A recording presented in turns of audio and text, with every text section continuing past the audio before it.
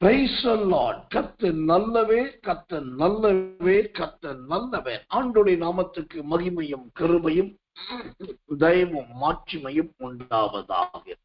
இந்த அருமையான காலை நேரத்திலே, அதிகாலை நேரத்திலே, இருட்டோட ஜெபத்திலே வந்திருக்கிற உங்கள் யாவரையும் ஆண்டவருடைய கிருபையினாலும் தேவனுடைய மகிமையினாலும் வாழ்த்துவதில், வரவேற்பதில், ஆசீர்வதிப்பதில் மகிழ்ச்சி அடைகிறேன். இப்போதும் நாம் சமீப நாட்களாய் யோசேப்பின் ஆசீர்வாதங்கள் என்ற தலையங்கத்திலே தொடர்ந்து நாம் கர்த்தருடைய வேதத்தை ஆராய்ந்து வருகிறோம், வசனங்களை கவனித்து வருகிறோம், செய்திகளை கேட்டு வருகிறோம். நேற்றைய தினத்துல கூட மகிமையின் ஆவியானவர் பலமாய் இறங்கி ஆரம்ப முதல் தீர்க்க தரிசனங்களை வழங்கி இறுதியிலே ஒரு திராட்சை செடி நாட்டப்பட்டது என்று சொல்லி சங்கீதம் 80ஆம் அதிகாரத்தை வைத்து கர்த்தர் நம்மை ஆசீர்வதித்தார். அந்த வரிசையிலே இன்றைக்கு தேவனுடைய வார்த்தைக்கு ஆதாரமாக பரிசுத்த வேதாகமத்திலிருந்து ஒரு வசனத்தை வாசிக்கிறேன். ஜெபத்தோடு கவனிங்கள். ஆமோஸ் தீர்க்க தரிசனத்தின் புஸ்தகம் 5ஆம் அதிகாரம் 15வது வசனம். ஆமோஸ் 5:15. நீங்கள் தீமையை வெறுத்து நன்மையை விரும்பி ஒளிமுக வாசலில் நியாயத்தை நிலைப்படுத்துங்கள்.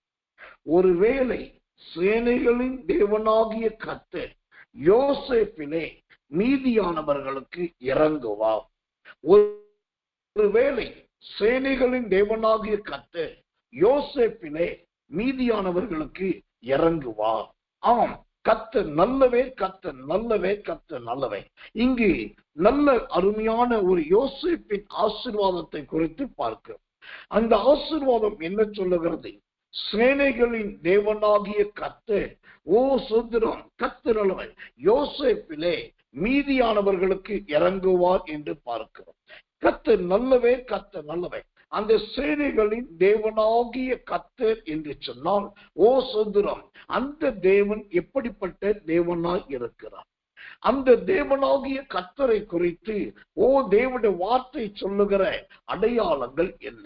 ஓ அதைத்தான் இன்றைக்கு நாம் பார்க்க போகிறோம். கர்த்தர் நல்லவே, கர்த்தர் நல்லவே, கர்த்தர் நல்லவே. ஆம், சேனைகளின் தேவனாகிய கர்த்தர்.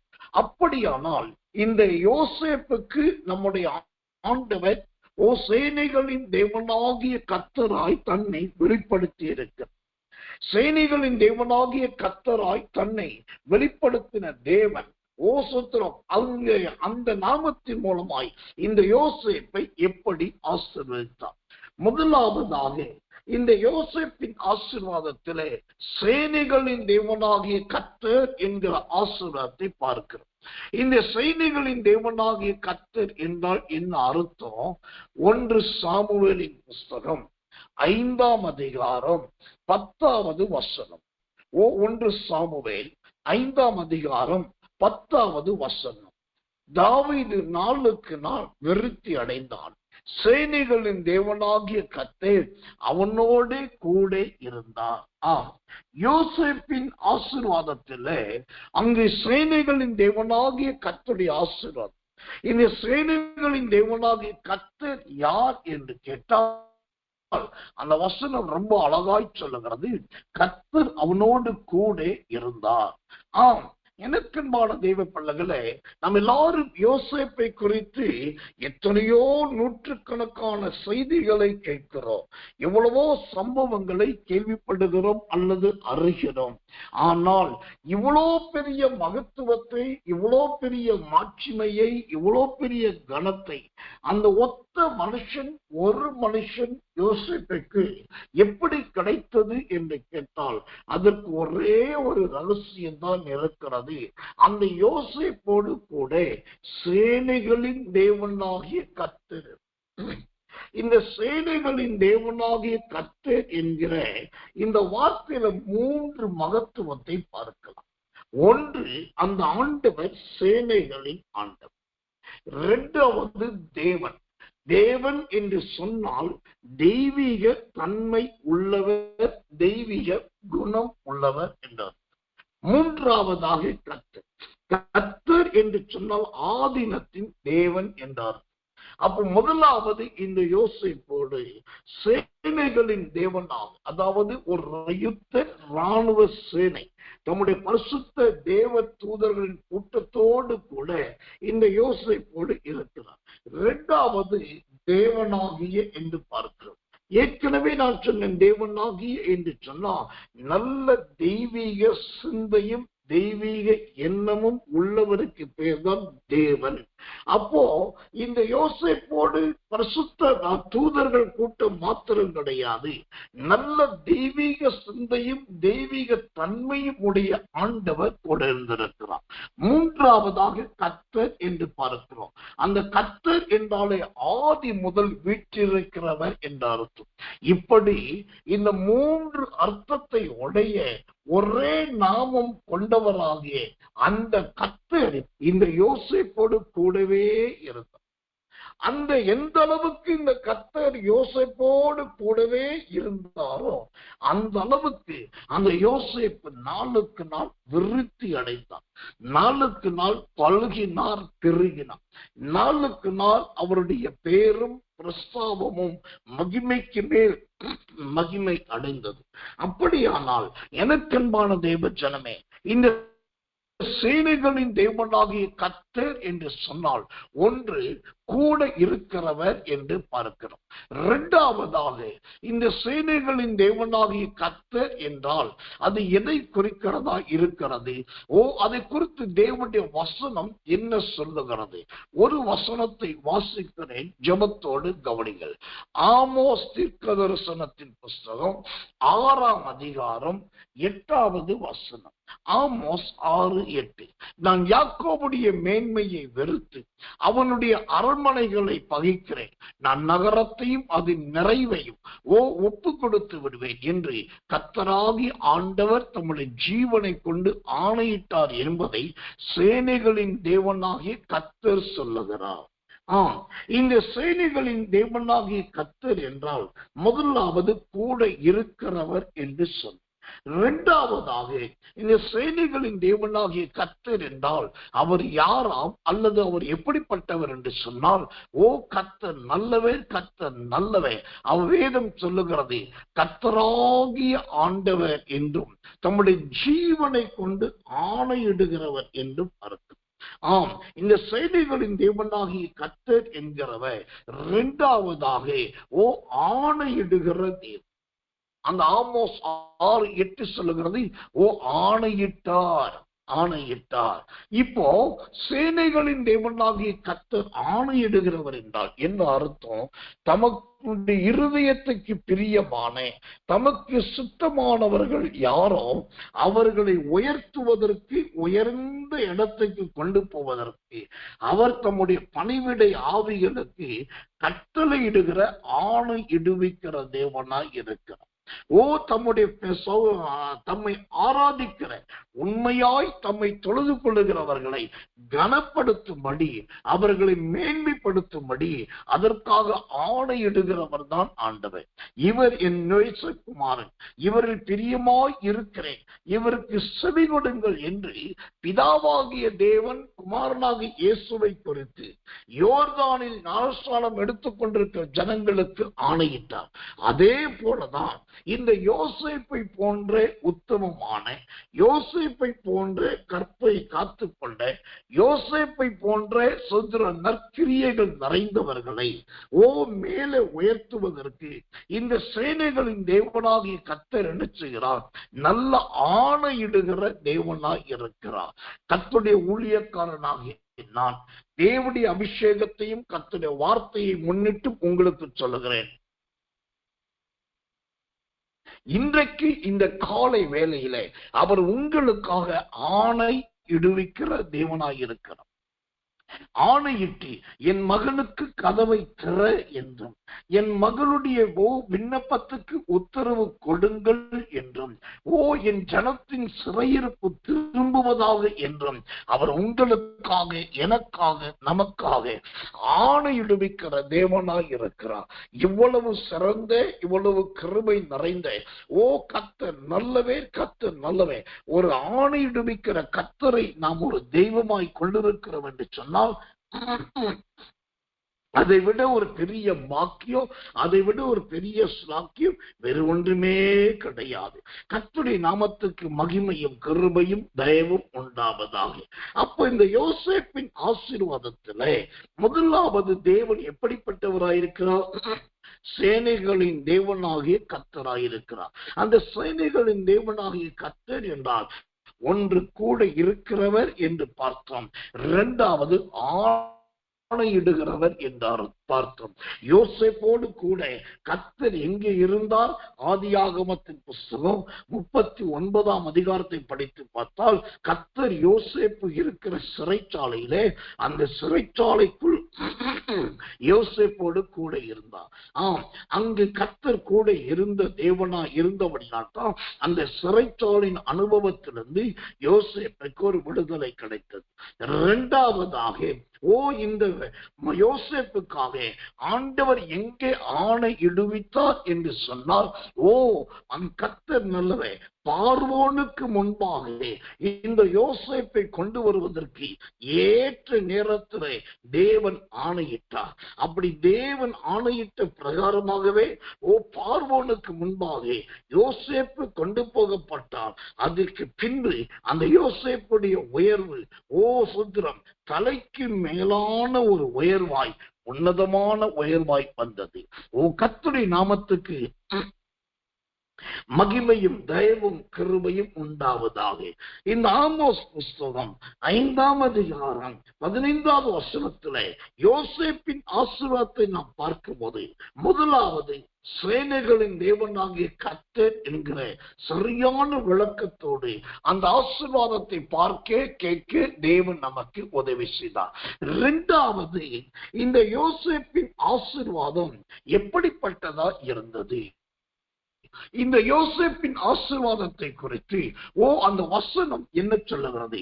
அந்த ஆமோஸ் புஸ்தகம் 5ஆம் அதிகாரம் 15வது வசனம் சொல்லுது, யோசேப்பிலே என்று பார்க்கிறோம். கர்த்தர் நல்லவே, கர்த்தர் நல்லவே, கர்த்தர் நல்லவே. எனக்கன்பான தெய்வ பிள்ளைகளே, இந்த யோசேப்பிலே என்று சொன்னால் அதற்கென்று ஒரு ஆசீர்வாதம் இருக்கத்தானே செய்யும். அந்த யோசேப்பிலே என்று சொன்னால் அது எதை குறிக்கிறதா இருக்கிறது? அந்த யோசேப்பில் இருக்கிறதான உன்னதமான தேவனுடைய ஆசீர்வாதம் என்ன என்பதை நாம் தெரிந்து கொள்வது ரொம்ப முக்கியம். யோசேப்பிலே என்று சொன்னால் என்ன? சங்கீதத்தின் புஸ்தகம் 81ஆம் சங்கீதம் 5வது வசனம். சங்கீதம் 81 5வது வசனம் வாசிக்கிறேன், ஜெபத்தோடு கவனிங்கள். நாம் அறியாத பாஷையை கேட்ட எகிப்து தேசத்தை விட்டு புறப்படுகையில் இதை யோசேப்பிலே சாட்சியாக ஏற்படுத்தினார். ஆமென். கர்த்தர் நல்லவன். யோசேப்பின் ஆசீர்வாதத்திலே முதலாவது சேனைகளின் தேவனாகிய கர்த்தருடைய ஆசீர்வாதங்களை பார்த்தோம். இரண்டாவது, இந்த யோசேப்பின் ஆசீர்வாதத்திலே ஆமோஸ் 5:15 சொல்லுகிறது, யோசேப்பிலே என்று சொன்னார். இந்த யோசேப்பிலே என்று சொன்னால் என்ன அர்த்தம்? யோசேப்பின் ஜீவியத்தின் சாட்சியை குறிக்கிறதா இருக்கிறது. இந்த வசனம் சங்கீதம் 81 சூத்திரம் 5ஆம் வசனம் சொல்லுகிறது, இதை யோசேப்பிலே சாட்சியாக ஏற்படுத்தினார். ஆமென். எதை? யோசேப்பின் ஜீவியமே ஒரு சாட்சியாய் மாறினது. யோசேப்பு குழியில் தூக்கி போடப்படும் போது சகோதரர்களுக்கு விற்கப்படுகிற கூலியாக இந்த யோசேப்பு ஒரு சாட்சியாய் மாறினார்.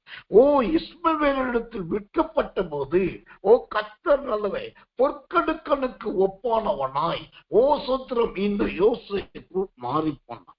மூன்றாவது, போத்திபாரின் வீட்டிலே இவன் வேலை செய்கிறவனாய் இருக்கும் போது போத்திபாரின் மனைவிக்கும் அங்க இருக்கிற வேலைக்காரர்களுக்கு உண்டாய் இவன் ஒரு சாட்சியுள்ள ஜீவிக்கிறான் என்பது வெட்ட வெளிச்சமாய் மாறினது. அதன் பின்பு இவன் போத்திபாருடைய வீட்டில் சிறைச்சாலையில் இருக்கும் போது இவன் சொப்பனங்களுக்கு விளக்கம் சொல்லுவதிலே தேறினவன் என்கிற சாட்சி இந்த யோசேப்பை குறித்து உண்டானது. அதன் பின்பு இந்த யோசேப்பு பார்வோனுக்கு உண்டாய் கொண்டு போய் நிறுத்தும் போது இந்த யோசேப்பு விசேஷித்த ஆவி நிறைந்தவன் என்கிற சாட்சி அங்கு எல்லாருக்கும் உண்டானது. அதன் பின்பு அங்கு ராஜாவுக்கு சொப்பனமும் விளக்கமும் சொல்லி சத்திரம் அது அப்படி நடந்த மாத்திரத்துல இப்போ தேசத்துல யோசேப்பு உயர்த்தப்பட்டார். அப்போ தேசத்தின் ஜனங்களுக்கெல்லாம் சாட்சியாய் மாறினார். இப்படியாய் இந்த சங்கீதம் 81:5 யோசேப்பிலே சாட்சியாக வைத்தார் என்று சொன்ன வார்த்தையின்படி யோசேப்பை சாட்சி எது என்று கேட்டால், நான் இப்போது சொன்ன பெரிய நீண்ட நெடிய ஒரு பட்டியலை அங்கு காண்பிக்க முடியும். ஏனென்று சொன்னால் யோசேப்பின் வாழ்க்கையை மாத்திரம் ஆண்டவர் சாட்சியாய் வைக்கவில்லை.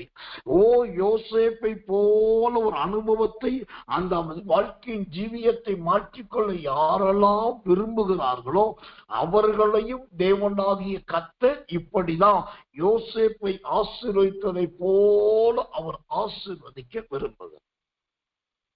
தேவனுக்கு மகிமை உண்டாவதாக. அப்ப யோசேப்பிலே என்று சொன்னால் நல்ல சாட்சி, அவனுடைய தனிப்பட்ட ஜீவியத்தின் சாட்சி. யோசேப்பின் வாழ்க்கையில அவனுடைய சாட்சி என்பது எல்லாரும் சொல்லுகிற சாட்சியை போல் அல்லாமல் சில நூதனமான வித்தியாசமான சாட்சிகளும் இந்த யோசேப்புக்கு இருந்தது. நூதனமான மற்றும் வித்தியாசமான சாட்சி எதெல்லாம் யோசேப்புக்கு இருந்தது என்று சொன்னால், முதலாவது இவன் பகையாளி என்கிறதான சாட்சி யோசேப்பை குறித்து இருந்தது. யோசேப்பின் சகோதரர்கள் அவனை பகைத்தார்கள் என்று பைபிள் சொல்லுது. அப்போ அநேகருடைய பகைக்கு காரணமாக இருந்தவன் இந்த யோசேப்பு. இரண்டாவது, அந்த யோசேப்பு தூக்கி குழியிலே போடப்பட்டான். அது சகோதரர்களால் வெறுக்கப்படுவதை காண்பிக்கும். அப்போ வெறுக்கப்படுகிற வெறுப்பு என்கிற சாட்சி இந்த யோசேப்புக்கு இருந்தது. முதலாவது பகை என்கிற சாட்சி, இரண்டாவது வெறுப்பு என்கிற சாட்சி, மூன்றாவதாக இந்த யோசேப்பில் காணப்பட்ட சாட்சி எது? இந்த யோசேப்பு குழியிலிருந்து தூக்கப்பட்டு இஸ்மவேலரிடத்தில் 20 வெள்ளிக்காசுக்கு விற்கப்பட்டார். அப்போ அந்த விற்கப்படுவது எதை காண்பிக்கிறது? யோசேப்பு அந்த இஸ்மவேலுக்கு அடிமையாகிவிட்டான். இப்போ யோசேப்பின் வாழ்க்கையில மூணாவது சாட்சி, யோசேப்பு ஒரு அடிமை என்கிறதான சாட்சி. இப்படியாய் யோசேப்பின் சாட்சி என்று சொன்னால் அவருடைய அடித்தளத்தில் இருந்து உச்சம் தலை வரைக்கும் நிறைய காரியத்தை அவன் ஜீவியத்திலே ஒரு சாட்சியாய் பார்க்க முடியும். ஆனால் இந்த யோசேப்பு குறித்து நிறைய சாட்சி வேதம் முழுவதும் இருந்தாலும் எனக்கு ரொம்ப பிடிச்ச இந்த யோசேப்பின் வாழ்க்கையில் இருக்கிற ரொம்ப பிடிச்ச ஒரு சாட்சி என்னன்னாக்கா, அந்த ஆதியாகமத்தின் புஸ்தகம் 50ஆம் அதிகாரத்தை படித்து பார்க்கும் போது அவன் மரிக்கிறதுக்கு முன்பாக தன்னோடு கூட இருக்கிற சகோதரர்களையும் மற்றவர்களை பார்த்து அந்த யோசேப்பு தன்னை குறித்து தானே சொல்லுகிறான், இதோ சீக்கிரத்தில் நான் மரித்து போவேன், நீங்கள் என் எலும்புகளை எகிப்திலிருந்து கானானுக்கு கொண்டு போக வேண்டும் என்று சொல்லி தன்னுடைய மரணத்தை குறித்து தானே தீர்க்க தரிசனம் சொன்னான். மரணத்துக்கு பின்பு என்ன நடக்க வேண்டும் என்பதை அவன் ஏற்கனவே கிறிஸ்தாந்தமாய் சொல்லிவிட்டார். இதுதான் இந்த யோசேப்பின் வாழ்க்கையில மிகப்பெரிய சாட்சி. இன்னைக்கு நிறைய பேருடைய முடிவு எப்ப என்று தெரியல. நிறைய பேருடைய மரணம் அகால மரணமா இருக்கிறது, சிலருக்கு பரிதாப மரணமா இருக்கிறது, சில காலத்துக்கு முன்பாக மறிக்கிறார்கள். ஆனா யோசேப்பை பாருங்கள், அவனை சாட்சியாக வைக்கிற தேவை இப்ப அவனுடைய மரணத்திலே கூட ஒரு சாட்சியாய் இருக்கிறான். இந்த ஒரு முன்மாதிரி, இந்த ஒரு நல்ல ஜீவியம், இப்படிப்பட்ட ஒரு முதிர்ச்சி தேவ பிள்ளைகளாகிய உங்களுக்குள்ளும் எனக்குள்ளும் நமக்குள்ளும் வேண்டும். நம்முடைய நாட்களை குறித்து, நம்முடைய எதிர்காலத்தை குறித்து, நம்முடைய கடைசி சமயத்தை குறித்து ஆண்டவர் நமக்கே வெளிப்படுத்த வேண்டும். அந்த வெளிப்பாடுகளை நாம் பெற வேண்டும். அதனால் கர்த்தருக்குள் ஜாக்கிரதையா இருக்க வேண்டும். கர்த்தர் நல்லவே, கர்த்தர் நல்லவே, கர்த்தர் நல்லவே. யோசேப்பின் ஆசீர்வாதத்திலே ஆமோஸ் 5:15 படி முதலாவது சேனைகளின் தேவனாகிய கர்த்தர் என்கிற அந்த ஆசீர்வாதத்தை நாம் பார்த்தோம். இரண்டாவதாக யோசேப்பிலே என்கிற ஆசீர்வாதத்தை பார்த்தோம். அது யோசேப்பிலே என்பது தேவனுடைய சாட்சியாக நிலைத்து நின்றதை நாம் பார்த்தோம். எனக்கன்பான தேவச்சனமே, இந்த யோசேப்பிலே அவன் சாட்சியா இருந்ததை போல கர்த்தர் நம்மை சாட்சியா மாற்றுவார். மூன்றாவது, இந்த யோசேப்பின் ஆசீர்வாதத்திலே மூணாவது வார்த்தை என்ன? அந்த ஆமோஸ் புஸ்தகம் 5ஆம் அதிகாரம் 15வது வசனம் இவ்விதமாய் சொல்லுகிறது, மீதியானவர்களுக்கு என்று பார்க்கிறோம். யோசேப்பின் ஆசீர்வாதம் யாருக்குரியவர்களாய் இருக்கிறது என்று சொன்னால் மீதியானவர்களுக்கும் அது ஆசீர்வாதமாய் இருக்கிறது. கர்த்தர் நல்லவே, கர்த்தர் நல்லவே, கர்த்தர் நல்லவே. இந்த மீதியானவர்களுக்கு என்றால் என்ன? மீதியானவர்களுக்கு என்பது எதை குறிக்கிறதா இருக்கிறது? வேதத்திலிருந்து ஒரு வசனத்தை உங்களுக்காக வாசிக்கிறேன். ஜெபத்தோடு கவனிங்கள். கர்த்தருடைய நாமத்துக்கு மகிமையும் கிருபையும் தயவும் உண்டாவதாக. ஏசாயாவின் புஸ்தகம் 28ஆம் அதிகாரம் 5வது வசனம். வேண்டியவர்கள் முடிந்தவர்கள் எடுத்துக் கொள்ளுங்கள். ஏசாயா 28ஆம் அதிகாரம் 5வது வசனம். மீதியானவர்களுக்கு என்றால் என்ன ஆசீர்வாதம்? அக்காலத்திலே சேனைகளின் கர்த்தர் தமது ஜனத்தில் மீதியானவர்களுக்கு மகிமையான கிரீடமாகவும் அலங்காரமான முடியாகவும் இருப்பார். மகிமையான கிரீடமாகவும் அலங்காரமான முடியாகவும் இருப்பார். இங்கு மீதியானவர்கள், யோசேப்பின் காலத்துல மீதியான ஒரு கூட்டம் இருந்தது. யோசேப்பின் காலத்திலிருந்த மீதியான கூட்டம் யார்? அந்த கூட்டம் எது என்று சொன்னால், இந்த யோசேப்புடைய தகப்பன் இன்னும் எகிப்துக்கு வரவில்லை. யோசேப்பின் தாய் இன்னும் எகிப்தில் வந்து சேரவில்லை. யோசேப்பின் சகோதரர்கள் எகிப்துக்கு வந்தாலும் இன்னும் அவர்கள் அங்கு நிரந்தரமாய் தங்கவில்லை. யோசேப்பின் சகோதரருடைய மனைவிகள், யோசேப்பின் சகோதரருடைய பிள்ளைகள் என்று ஒரு பெரும் கூட்டம், ஏறத்தாழ 75 பேருள்ள ஒரு மீதியானவர்கள் யோசேப்புடைய இருக்கிற இடத்தை விட வெளியே இருந்தார்கள். இந்த யோசேப்பின் ஆசீர்வாதம் பாருங்கள், அந்த மீதியானவர்களுக்கும் நன்மை செய்கிறதா இருக்கும், மீதியானவர்களுக்கும் உதவி செய்வதா இருக்கும். இந்த மீதியானவர்களுக்குரிய அந்த ஆசீர்வாதம் எப்படிப்பட்டது? அந்த ஏசாயா 28:5 சொல்லுகிறது, ஒன்று அது மகிமையான கிரீடம், இரண்டாவது அலங்காரமான முடி. மீதியானவர்களுக்கு ஆசீர்வாதம், அது மகிமையான கிரீடம். இந்த மகிமையான கிரீடம் யோசேப்பின் குடும்பத்துல யாருக்கு கிடைத்தது என்று சொன்னால், யோசேப்பின் தகப்பனாகிய யாக்கோபுக்கு தான் இந்த மகிமையான கிரீடம் கிடைச்சது. எப்படி? ஒரு நாள் கானானிலிருந்து யாக்கோபு யோசேப்பின் நிமித்தம் அழைத்து கொண்டு வரப்பட்டு, அப்பொழுது கானானிலிருந்து எகிப்துக்கு வந்த யோசேப்பை பார்வோனுக்கு முன்பாக கொண்டு போய் நிறுத்துகிறார். அப்போ பார்வோன் சோத்திரம் இந்த யாக்கோபோடு வாதிக்கும் போது வேதம் சொல்லுகிறது, யாக்கோபு அந்த பார்வோனை ஆசீர்வதித்தான் என்று பார்க்கிறோம். பார்வோன் என்றாலே கடினமான மனுஷன், பார்வோன் என்றாலே பயங்கரமான மனுஷன். பார்வோன் எல்லா மனுஷனிடத்தில் ஆசீர்வாதம் பெறுவது கிடையாது. ஆனால் இந்த யோசேப்பின் மீதியானவர்கள் மீது ஒரு மகிமையான கிரீடம் இருந்ததுனால இந்த யாக்கோபு தன் வயது முதிர்ந்த காலத்துல அந்த பார்வோனை ஆசீர்வதிக்கிறார். இதுவே ஒரு மகிமையான கிரீடம். கர்த்தர் நல்லவே, கர்த்தர் நல்லவே. இரண்டாவதாக இந்த சொத்திரம் மீதியானவர்களுக்கு வைத்திருக்கிற ஆசீர்வாதம் என்ன? அந்த ஏசாயா 28:5 சொல்லுது, அலங்கார முடி. அலங்கார முடி.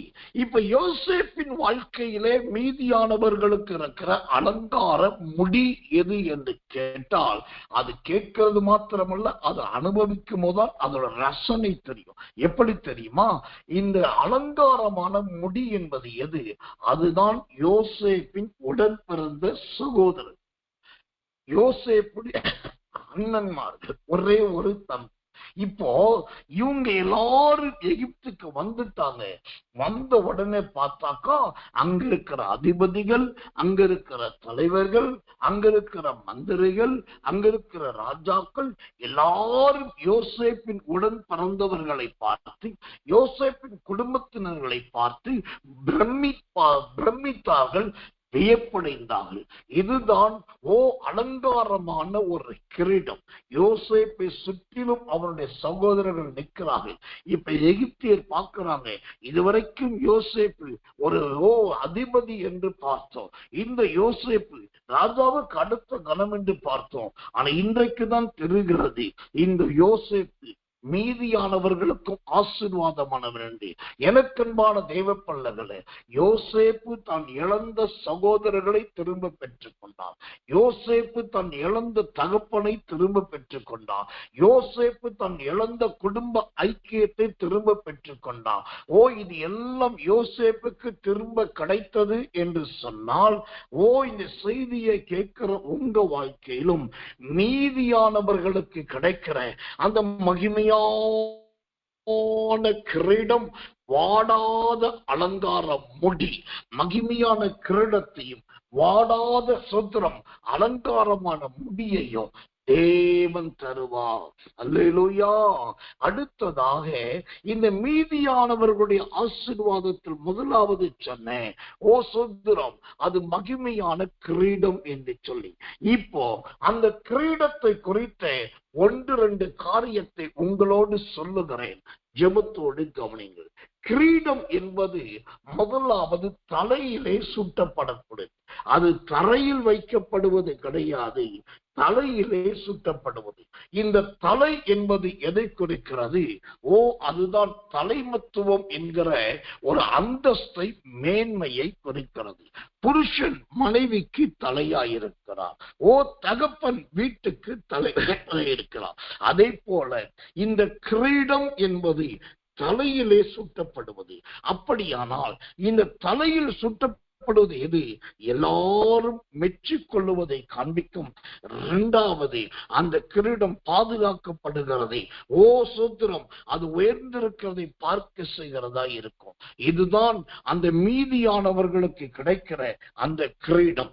எனக்கன்பான தெய்வ பிள்ளைகளே, நாம் இந்த பூமியில் வாழ்ந்து கொண்டிருக்கையில் நம்மை குறித்து யார் சாட்சி சொல்லுகிறார்களோ இல்லையோ கவலைப்பட வேண்டாம். நமக்குரிய அந்த ப்ரமோஷனை அவர்கள் தருகிறார்களோ இல்லையோ கவலைப்பட வேண்டாம். இதோ கர்த்தர் நல்லவே, கர்த்தர் நல்லவே, கர்த்தர் நல்லவே. அந்த நல்ல மகிமையான கிரீடத்தை இந்த செய்தியை கேட்கிற உங்களுக்கு கொடுக்க வல்லவராய் இருக்கிறார். கிரீடத்திலே பலவிதமான கிரீடங்கள் உண்டு என்று வேதம் சொல்லுகிறது. அதிலே இயேசுவின் தலையிலே அநேக கிரீடங்கள் இருந்ததாக நாம் வெளிப்படுத்தும் விசேஷத்தில் பார்க்கிறோம். அநேக கிரீடங்கள். எல்லாருக்கும் ஒரு கிரீடம் என்று சொன்னா, ஆண்டவருக்கும் அநேக கிரீடம். அப்படியானால் அந்த ஆண்டவர் தனக்கே அநேக கிரீடங்களை வைத்துக் கொள்ளுகிறார் என்று சொன்னால், அவருடைய மகனாக, அவருடைய மகளாக, அவருடைய ஆசாரியனாக, அவருடைய தேவ பிள்ளை அவருடைய ஊழியத்தை செய்கிறவர்களாக யாரெல்லாம் முன் வருகிறார்களோ அவர்கள் ஒவ்வொருவருக்கும் அவர் கிரீடம் சூட்டுகிற தேவன், அதுவும் மகிமையின் கிரீடத்தை சூட்டுகிற தேவன். ஓ, இந்த தேவ வார்த்தையின்படி உங்க வாழ்க்கையில் அந்த கிரீடத்தை ஆண்டவர் கொடுப்பாராக. முக்கியமாய் இன்னைக்கு நிறைய பேர் தலையில சரியான ஒரு கிரீடம் இல்லை. ஓ, அந்த கிரீடம் நிலைக்கல. அதற்கு காரணம் என்ன? ஆவியானவர் சொல்றதை நான் சொல்றேன். கடன் என்கிற அந்த சாபம், கடன் என்கிற ஒரு அடிமைத்தனம், அந்த கடன் இருக்கிறதுனால தான் நிறைய பேர் தலை நிமிர்ந்து நடக்க முடியல, தலை தூக்கி ஜீவிக்க முடியல. அந்த கடன் அவர்களை போட்டு அழுத்துகிறது, அந்த கடன் இவர்களுடைய மனதை போட்டு பாதிக்கிறது, அந்த கடன் சமாதானத்தின் நிம்மதியையும் கெடுத்து போடுகிறது. ஒரு காலத்துல கிரீடம் போல உயர்த்தப்பட்டிருந்த உங்களுடைய தனிப்பட்ட ஜீவியோ இன்றைக்கு பதுங்கி பதுங்கி ஒளிந்து தெரிகிற பூனையை போல ஒளிகிற அனுபவத்துக்குள் இருக்கிறதே. இதற்கு காரணம் என்ன? ஓ சூத்ரோ, இந்த காலை வேளையிலே பதுங்கி பதுங்கி ஒளிகிற அந்த பூனையை போல அல்ல, ஓ தலை நிமிர்ந்து நடக்கிற மகிமையின் கிரீடமாக, மாட்சிமையின் கிரீடமாக, உயர்ந்த கிருவிடமாக தேவன் உங்களை ஆசீர்வதிப்பார். யோசேப்பிலே மீதியானவர்களுக்கு நல்ல மகிமையான கிரீடமும் உண்டு, ஓசத்திரோ அலங்காரமான முடியும் உண்டு. எனக்கன்பான தேவ பிள்ளைகளே, இங்கு இரண்டாவது அலங்காரமான முடி என்று பார்க்கிறோம். அலங்காரமான முடி என்பது எது? ஓ, நல்ல ஆவிக்குரிய அனுபவத்தின் முதிர்ச்சியை கொடுக்கிறது. ஓ, அந்த முதிர்ச்சி எது? சத்துருக்கள் வந்து எள்ளி நகையாடினாலும் ஒரு புன்சிரிப்பை மட்டும் காட்டிக்கொண்டு மாம்சத்தின் கிரியைகளை வெளிப்படுத்தாமல் இருப்பதுதான் ஓ சூத்திரம் மகிமையான பொடி. இப்படிப்பட்ட அந்த ஒரு மகிமையான நல்ல அடையாளமான ஒரு உன்னதத்தின் அனுபவத்தை, இந்த மீதியானவர்கள் கிடைக்கிற இந்த சுதந்திர பாக்கியத்தை, இந்த செய்தியை கேட்டுக்கொண்டிருக்கிற கொடுத்து கொண்டிருக்கிற எனக்கும் உங்களுக்கும் ஆம் என்றும் ஆமென் என்றும் உண்டாவதாக. கர்த்தர் நல்லவர், கர்த்தர் நல்லவர், கர்த்தர் நல்லவர். தேவனுடைய நாமத்துக்கு மகிமை உண்டாவதாக. அடுத்ததாக இந்த ஆமோஸ் புஸ்தகம் 5ஆம் அதிகாரம் 15வது வசனம் என்ன சொல்லுகிறது? ஆமோஸ் 5:15 மீதியானவர்களுக்கு இறங்குவார் என்கிற அழகான ஒரு வாக்கு தத்துவத்தை நாம் அங்கு பார்க்கிறோம். இந்த யோசேப்பின் ஆசீர்வாதத்தில முதலாவது சேனைகளின் தேவனாகிய கர்த்தரின் ஆசீர்வாதங்கள் என்ன என்பதை பார்த்தோம். இரண்டாவதாக யோசேப்பிலே என்கிற அந்த வார்த்தையின் ஆசீர்வாதங்கள் என்ன என்பதை பார்த்தோம். மூன்றாவதாக மீதியானவர்களுக்கு இருக்கிறதும் மீதியானவர்களுக்கு வைத்திருக்கிறதுமான அந்த மகிமையின் கிரீடம் வாடாத முடியை காண்பிப்பதாக பார்த்தோம். ஓ கர்த்தர் நல்லவர். அந்த வரிசையிலே இந்த யோசேப்பின் ஆசீர்வாதத்திலே அந்த ஆமோஸ் 5:15 சொல்லுகிறது, அங்கு இறங்குவார் என்று பார்க்கிறோம். கர்த்தருடைய நாமத்துக்கு மகிமையும் கிருபையும் தயவும் உண்டாவதாக. எனக்கன்பான தேவ பிள்ளைகளே, ஆண்டவரை குறித்து அந்த வசனம் சொல்லுகிறது இறங்குவார் என்று சொல்லுகிறது. எப்போ இறங்குவார்? யாருக்கு இறங்குவார்? எதற்காக இறங்குவார்? கர்த்தர் நல்லவர், கர்த்தர் நல்லவர், கர்த்தர் நல்லவர். வாசிக்கிறது புலம்பலின் புஸ்தகம் 3ஆம் அதிகாரம் 32வது வசனம். புலம்பல் 3:32வது வசனத்தை வாசிக்கிறேன். ஜெபத்தோடு கவனிங்கள். அவர் சஞ்சலப்படுத்தினாலும் தமது மிகுந்த கிருபையின்படி இறங்குவார். ஆமென். யோசேப்பின் ஆசீர்வாதத்துல 4வது ஆசீர்வாதம் என்ன அப்படின்னாக்கா, அவர் தமது மிகுந்த கிருபையின்படி இறங்குவது. மிகுந்த கிருபையின்படி இறங்குவது. ஆம், இன்றைக்கு மனைவிக்கு இறங்காத கணவன்மார் எத்தனையோ உண்டு. புருஷனுடைய தேவைக்காக இறங்காத மனைவிமார் எத்தனையோ பேர் உண்டு. நல்ல சம்பாதித்தும் பெற்றோருடைய குறைவுக்கு இறங்காத பிள்ளைகள் உண்டு. இப்படி கடின இருதயம் உள்ளவர்களாகவும் கண்மூடிகளாகவும் அநேகர் வாழ்ந்து கொண்டிருக்கிற இந்த கடைசி காலத்துல தேவனுடைய வசனம் சொல்கிறது, யோசேப்புக்காக, யோசேப்பின் ஆசீர்வாதத்துக்காக அவர் இறங்குவார். எனக்கன்பான தேவ பிள்ளைகளே, ஆண்டவர் இறங்கும் போது அது எப்படிப்பட்ட இறக்கமா இருக்கும்? அதைத்தான் புலம்பல் 3:32 பார்த்தோம். அவர் தமது மிகுந்த கிருபையின்படி இறங்குவார். அவர் தமது மிகுந்த கிருபையின்படி இறங்குவார். அவருடைய அந்த மிகுந்த கிருபை என்பது என்ன? அந்த மிகுந்த கிருபை என்பது எதை காண்பிக்கிறது? கர்த்தர் நல்லவே. நாம் நெருக்கமான சூழலில் இருக்கும் போது அந்த கிருபை தான் நம்மை பராமரிக்கிறது. நாம் மனம் உடைத்து போய் இருக்கும் போது அந்த கிருபை தான் நம்முடைய காயங்களை ஆற்றுகிறது. பொருளாதாரத்திலும் அல்லது கைவிடப்பட்ட சூழலில் இருக்கும் போது தான் அந்த கிருபை நமக்கு கரம் கொடுத்து தூக்கி விடுகிறது. ஆனபடியினால் இந்த மீதியானவர்களுக்கு வைத்திருக்கிற ஆசீர்வாதத்துல இங்கு கடைசியாக பார்க்கிறோம், அவர் இறங்கு தகப்பன். ஒன்று, மிகுந்த கிருபையின்படி இறங்குவார். வேதத்திலே கிருபையின்படி ஆண்டவர் யாருக்கு இறங்கினார் என்று கேட்டால் நீங்கள் யாரை சொல்லுவீர்கள் அல்லது யாரை சொல்லுவீர்கள் என்பது எனக்கு தெரியாது. ஆனால் தேவ ஊழியக்காரராகி நான் தேவனுடைய வசனத்தை சொல்லுகிறேன். அவர் இறங்குவார்.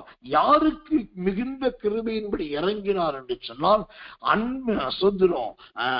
கர்த்தர் பிரதான அப்போஸ்தலனாகிய பவுலுக்கு தான் கர்த்தர் மிகுந்த கிருபையின்படி இறங்கினார். பவுலுடைய ஜீவியத்துல மிகுந்த கிருபையின்படி எப்படி இறங்கினார் என்று கேட்டால், வேதம் சொல்லுகிறது, அவன் பயங்கரமாய் அடிக்கப்பட்டவன், பயங்கரமாய் துரத்தப்பட்டவன், நல்ல இளைப்பாறுதல் இல்லாத மனுஷன், தரிசனத்தின் கிருபையும் நிறைந்த மனுஷன் ஆனபடியினால் அந்த பவுலுக்கு எத்தனையோ ஆபத்து வந்தது. பவுலை கொல்லாமல் விடமாட்டோம் என்று ஒரு கூட்டம் பிடிவாதம் பண்ணினது. இந்த பவுலை கொலை செய்ய வேண்டும் என்று பலர் எதிர்பார்த்தார்கள். அது மாத்திரமல்ல, பவுல் பேசுகிற இடத்தெல்லாம் கலகத்தையும் கலவரத்தையும் உண்டாக்கினார்கள். ஆனா நல்லா கவனிங்க, தமது மிகுந்த கிருபையின்படி இறங்குகிற தேவன் இந்த சவுல் என்கிற பவுலுக்கு இறங்கினான். அந்த பவுலுக்கு இறங்கினதுனால் நடந்ததுன்னே, ஒரு நாள் அந்த பவுலை பிடித்து அடித்து கொலை உயிரம் குற்று உரிமாய் விட்டு போய்விட்டார்கள். பவுல் மரித்து விட்டார் என்று. ஆனா பாருங்க, மிகுந்த கிருபையின்படி இறங்குகிற தேவன் அந்த காயப்பட்ட சோத்திரம் பவுல் மீது இறங்கினா, அந்த காயப்பட்ட பவுல் மீது இறங்கின போது உடலின் காயங்கள்லாம் மறைந்தது. அந்த சோத்திர பவுல் மீண்டும் கர்த்தருக்கு ஊழியம் செய்கிற மனுஷனாய், மீண்டும் தேவனுடைய ஊழியத்தை சோத்திர நிரூபிக்கிற மனுஷனாய் அவன் மாறிவிட்டான். எனக்கன்பான தேவச்சனமே, அப்போ சோத்திர இறங்குவார் என்று சொன்னால், முதலாவது மிகுந்த கிருபையின்படி இறங்கு. இரண்டாவதாக, இந்த ஆண்டவர் எப்படிப்பட்ட காரியமாய் எப்படி இறங்குகிறவரா இருக்கிறார். வாசிக்கிறேன் ஒரு வசனத்தை, மல்கியாவின் புஸ்தகம் சுதந்திரம் 1ஆம் அதிகாரம் 9வது வசனம். மல்கியா 1:9 வாசிக்கிறேன். ஜெபத்தோடு கவனிங்கள். இப்போதும் தேவனுடைய சமூகத்தை நோக்கி கெஞ்சுங்கள், அப்பொழுது நம்மேல் இறங்குவார். இப்போதும் தேவனுடைய சமூகத்தை நோக்கி கெஞ்சுங்கள், அப்பொழுது நம்மேல் இறங்குவார். முதலாவது, ஆண்டவர் எப்படி இறங்குவார்? மிகுந்த கிருபையின்படி இறங்குவார் என்று பார்த்தோம். இரண்டாவதாக, இங்கு ஆண்டவர் எப்படி இறங்குவார் என்று சொன்னால், அல்லது யாருக்கு இறங்குவார் என்று கேட்டால், சுதந்திரம் இப்போ அந்த வேத வசனமாகிய மல்கியா 1:9 தம்மை நோக்கி கெஞ்சுகிறவர்களுக்கு அவர் இறங்குகிற தேவனாய் இருக்கிறார். தம்மை நோக்கி கெஞ்சுகிறவர்களுக்கு அந்த வசனம் அழகாய் சொல்லுகிறது. ஓ கர்த்தர் நல்லவே, தேவனுடைய சமூகத்தை நோக்கி கெஞ்சுங்கள், தேவனுடைய சமூகத்தை நோக்கி கெஞ்சுங்கள். மகளுக்காக கெஞ்சுங்கள், மகனுக்காக கெஞ்சுங்கள், ஊழியத்துக்காக கெஞ்சுங்கள், தேவைகளுக்காக கெஞ்சுங்கள், ஸ்தோத்திரத்துக்காக கெஞ்சுங்கள். நல்ல கெஞ்சி ஸ்தோத்தரித்து தேவனை மகிமைப்படுத்துங்கள். இப்படி எந்தெந்த காரியத்துக்காக கர்த்தருடைய சமூகத்துல ஓடி வந்து அமர்ந்திருந்து, ஆண்டவரே எனக்கு இறங்கும், எனக்கு தயை செய்யும், எனக்கு இறக்கம் பாராட்டும் என்று சொல்லி யார் கேட்கிறார்களோ அவர்களுக்கு மீதி யோசேப்பிலே மீதியானவர்களுக்கு இறங்குகிற தேவன் உங்களுக்கும் இறங்குவார். சரி, இந்த இறங்குவார் என்ற வார்த்தை யோசேப்பின் வாழ்க்கையில யாருக்கு நடந்தது, எப்படி நடந்தது என்று கேட்டால், ஓ கர்த்தருடைய நாமத்துக்கு மகிமை உண்டாவதாக, யோசேப்பு பானபாத்திரக்காரனால் மறக்கப்பட்டு போனார். அப்படி மறைக்கப்பட்ட போது ஆண்டவர் மீண்டும் பார்வோனுக்கு சொப்பனத்தை கொடுத்து அந்த சொப்பனத்துக்கு விளக்கம் வேண்டும் என்று சொன்ன போதுதான் இந்த யோசேப்பு வெளியே கொண்டு வரப்பட்டார். அப்படி வெளியே கொண்டு வரப்பட்டு விளக்கமும் வியாக்கியானமும் சொன்ன உடனே ராஜா இந்த யோசேப்பை பார்த்து பயப்பட ஆரம்பித்தார். அந்த அளவுக்கு கர்த்தர் யோசேப்பின் மீது இறங்கினார். நல்ல ஒரு இரக்கத்தை கட்டளையிட்டார். ஓ கர்த்தர் நல்லவே, கர்த்தர் நல்லவே. கூப்பிடுகிற காக்கை குஞ்சுகளுக்கும் இறங்குகிற தேவன், தம்மை நோக்கி இரவும் பகலும் மன்றாடி ஓ பிதாவாகிய தேவனை நோக்கி கூப்பிடுகிறதும் ஜெபிக்கிறதுமான யாரோ உங்கள் எல்லாருக்கும் ஆண்டவர் இறங்குவார். அந்த தேவன் இறங்குவார். யோசேப்பின் ஆசீர்வாதம் என்பது முதலாவது சேனைகளின் தேவனாகிய கர்த்தர் என்கிற ஆசீர்வாதம். இரண்டாவதாக யோசேப்பிலே என்கிற மகிமையான ஆசீர்வாதம். மூன்றாவதாக மீதியானவர்களுக்கு வைக்கப்பட்டிருக்கிற தயவுள்ள ஆசீர்வாதம். நான்காவதாக இறங்குகிற ஆசீர்வாதம். இந்த காலை வேளையிலே உன்னதமான ஜீவனுள்ள சேனைகளின் தேவனாகிய கர்த்தர் உங்களுக்கும் எனக்கும் இறங்க விரும்புகிறார். அவர் இறங்கி ஆசீர்வதிக்க விரும்புகிறார். இப்பொழுது நாம் கண்களை மூடி ஜெபிக்க போகிறோம். ரொம்ப நேரம் கிடையாது, சில நிமிடங்கள். இந்த யோசேப்புக்கு இறங்கினவே, யோசேப்பின் மீதியானவர்களில் இறங்கினவே, இந்த செய்தியை கேட்கிற உங்கள் ஒவ்வொருவருக்கும் ஆண்டவர் இறங்க விரும்புகிறார். அவர் இரக்கத்தை காண்பிக்க விரும்புகிறார். அவருடைய இரக்கம் நீடிய வாழ்வு என்று வேதம் சொல்லுது. அந்த நீடிய வாழ்வுக்குரிய நல்ல இரக்கத்தினாலே கர்த்தர் உங்களையும் என்னையும் நம்மை நிரப்பும்படி அந்த இரக்கத்துக்காக கெஞ்சி எல்லாரும் கர்த்தரை ஸ்தோத்திரம் பண்ணுவோம். நாம் ஜெபிப்போம். நல்ல பரம பிதாவே, நல்ல அருமையான இந்த காலை வேலைக்காக நன்றியோடுமை துதிக்கிறோம், ஸ்தோத்தரிக்கிறோம். ஜீவனுள்ள தேவனாகிய கர்த்தர் காலையின் ஆரம்பத்திலே சூரியன், சந்திரன், நட்சத்திரம் என்கிற உடைய கிருபையுள்ள வசனங்களை வைத்து அன்றே யோசேப்பை குறித்து உங்கள் குடும்பத்தை குறித்து நினைத்து துதிக்க ஸ்தோத்தரிக்க உதவி செய்கிறது. அதற்காக ஒரு கோடி நன்றி ஆண்டவரே. இரண்டாவதாய் ஆண்டவரே கர்த்தர் நல்லவே, கர்த்தர் நல்லவே. ஜீவனுள்ள உயிருள்ள சாட்சியை சிவகாசி மாநகர் முழுவதும் செய்த கரங்கொடுக்கும் ஊழியத்தை கொடுத்து நல்ல சாட்சிக்காக உனக்கு ஸ்தோத்திரம். மூன்றாவதாக ஆண்டவரே கர்த்தர் நல்லவே. ஆமோஸ் 5ஆம் அதிகாரம் 15வது வசனத்தை கொண்டு ஓ நீ சேனைகளின் தேவனாகிய கர்த்தர் என்றும் யோசேப்பிலே வேண்டியவர்களுக்கு இதை கொடுக்கிறவர் என்றும், மூன்றாவதாக மீதியானவர்களுக்கு உடைய தயவை வழங்குகிறவர் என்றும், எல்லாவற்றை விட நான்காவதாக நீர் இறங்குகிறவர் என்பதையும் இடைப்பட்டதற்காக ஸ்தோத்திரம். இந்த நாள் முழுவதும் தேவ பிரசன்னமும் கர்த்தருடைய கிருபையும் இந்த பிள்ளைகள் யாவரோடு கூட இருக்கட்டும். விக்கிரங்களுக்கும் வேதனைகளுக்கும் சஞ்சங்களுக்கும் போராட்டங்களுக்கும் கர்த்தருடைய கரம் விலக்கி காத்து உங்களுடைய சுதந்திரம் ஒவ்வொருவர் மீதும் உடைய இரக்கத்தை வைங்க ஆண்டவரே. ஒவ்வொருவர் மீதும் உள்ள மகிமையை வைங்க. இந்த பிள்ளைகள் தயை மேல் தயை பெற்றுக் கொள்ளட்டும். தாழ்த்தி ஒப்ப வைக்கிறோம். இயேசுவின் ரத்தம் ஜெயம். இயேசுவின் நாமத்தில் ஜெபிக்கிறோம் நல்ல பிதாவே. ஆமென், ஆமென், ஆமென்.